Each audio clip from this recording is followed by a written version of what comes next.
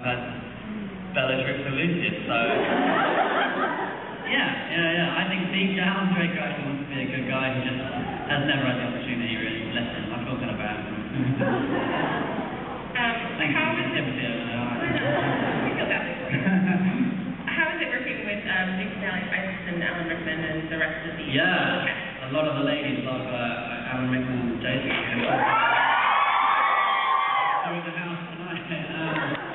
Yeah, they're great guys, they really are. Alan often gets misread for his dry wit. He's very, not glum, but certainly very dry, but he's very funny.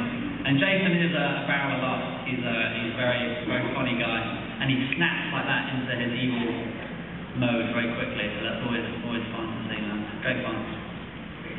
Any stories about working with them on set? Yeah, too many. I can think of ways. Jason's great because usually when they roll cameras and they say rolling and action, everyone shut up and stuff. Everyone gets too quiet and everyone sort of. Usually the actors take a moment to have a deep breath in and get into character and stuff. And Jason is telling you a story about the time he got arrested when he was 15 or something like this, about how he stole a car. And he's telling you the story and the director says, "Okay, and action." And he literally started. He was telling me this and he goes, "Boom." And he turns into this evil bastard and he goes, "You little shit." And he really turns horrible just at the click of a switch. It's quite freaky to watch it, man. But yeah, I love a lot of Jason. He's a great guy. How did working on Harry Potter compare to the earlier work that you've done? Yeah, it's even comparable, really. Obviously, we had no idea when we started Harry Potter that it's going to be. We were still going to be here 10 years on doing more. So that would be the main difference. It's amazing. Every year we kind of expect it to die down a little bit, but every year it seems to get more and more hype every year. So big thank you to everyone who's supporting the film. I wondered if you have seen the shorts, the Potter puppet tales. I have seen a few YouTube videos. Believe it or not, actually in between takes, one of the things we do like to do is have a laugh at these things. Thanks to the iPhone now, these things are very watchable. The first assistant director and I often have a good laugh. There's a musical in there as well. Yeah, and puppets. Yeah, we've seen it all. It's good fun. Are you upset that Draco never made it to Potter Puppet Tales episode? I'm kind of glad he didn't. I'm very happy that they left me out of that one, to be fair. I'm worried I'm tempting fate by saying that now. They're going to make me in my own one. Fingers crossed it's not so. What did you use to draw upon, like, to get into the headspace for that final scene with Dumbledore? Spoiler alert! That was kind of difficult for me. It's very, very difficult to work with those actors when they're so good. It's like you've got to pinch yourself to remind yourself to stay in character. A big credit to David Yates really for getting me in the mind frame for doing that sort of thing. But I don't know really. Michael Gambon is such a joker. I mean, I'm amazed at how amazing he is on film because he just doesn't seem to take anything seriously. Doesn't remember his lines, doesn't have a clue what's going on. He was asking me at the end of it, who actually killed me? And I was like, it's Snape. Yeah, so it's a lot of fun with those guys. They're always too relaxed. You've got to remind yourself to be a little bit more professional. Any thoughts about the difference between book 6 and movie 6?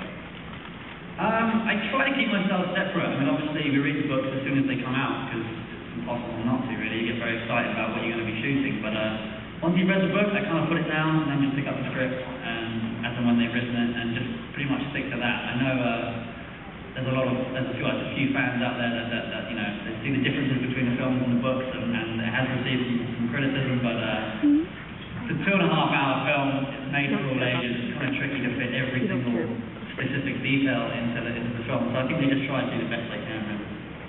Any plans to go to university or are you in school now? Yeah, I'm not in education as we speak. I've always wanted to. I've kind of used doing the film as an excuse not to going on with education. And then Emma and Dan have got like 9 A stars in their A levels, so that just really blew that out of the water for me. They're making me look terrible.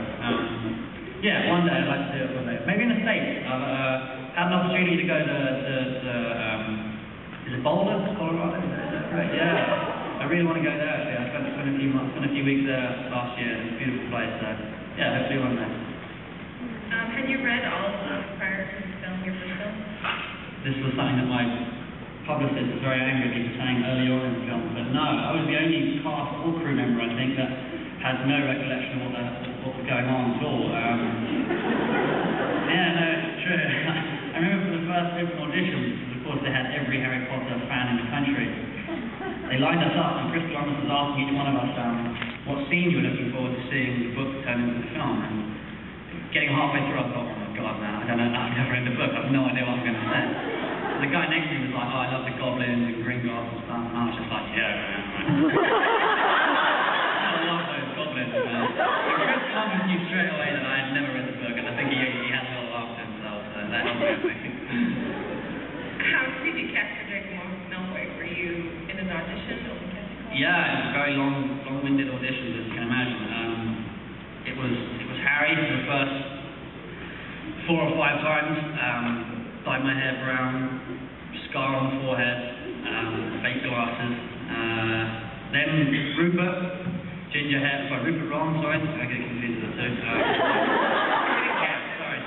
Yeah, then they dyed my hair ginger for that one. And this time people at school were wondering what the hell was going on with my hair.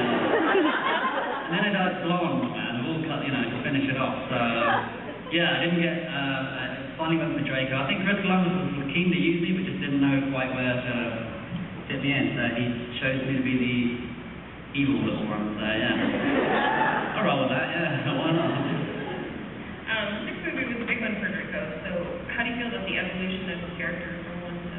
Yeah, it's been great, really. I think I was terrified before shooting this film because it's such a different approach to the character. He's always been very, I was about to say two-dimensional, but even one-dimensional in years previous. He's just been a sort of slimy bully, whereas this year he's sort of given a bit more of a meaty task in hand. So thanks to David again, David Yates really got me through it. I was petrified before we started shooting that I wasn't going to be up to the task, much like Draco. I never thought about that. It's quite ironic.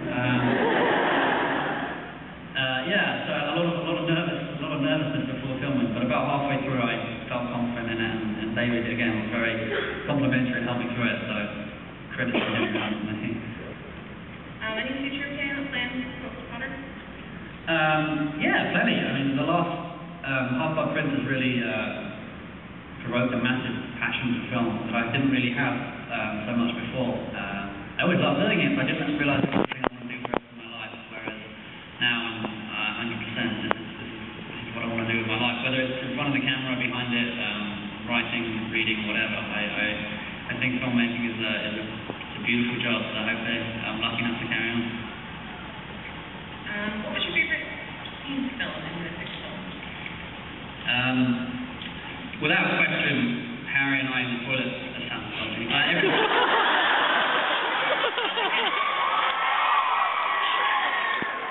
It gets worse, doesn't it?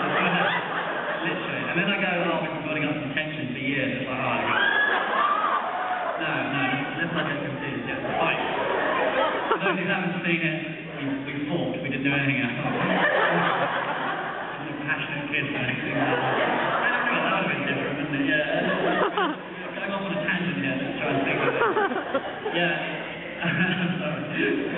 Yeah, it was a lot of fun because without spoiling too much, usually when we do the whole wand thing, nothing happens. It's just sort of like we just do it and we add in all the effects and stuff later. Whereas the bathroom scene, they actually rigged the whole thing up with explosives and lasers and stuff. So every time we did that, they blew up the toilet. So it was very fun for us, me and Daniel. It was supposed to be like 2 or 3 days shooting in there. We made it last about a week. So